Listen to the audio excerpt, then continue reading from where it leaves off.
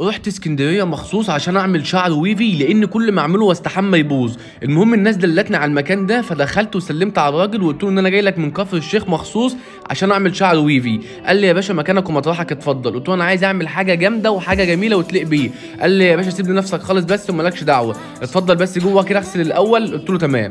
وصّى الراجل اللي معاه إن هو يغسل لي بشامبو ويسيب شعري شوية عشان الشعراية تبقى يعني تخشن شوية وكده. سابوني 5 دقايق بالشامبو وبعد كده غسل لي شعري زي ما أنتم شايفين كده، وجاب لي فوطه جديده وروق عليا ونشف لي شعري وظبط الكلام خالص.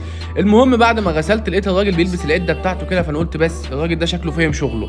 المهم بعد شويه ابتدى ينشف شعري بالاستشوار زي ما انتم شايفين كده، وبعد شويه الراجل اللي معاه جاب فازلين وابتدى ان هو يحط لي على شعري لحد ما شعري نشف خالص خالص.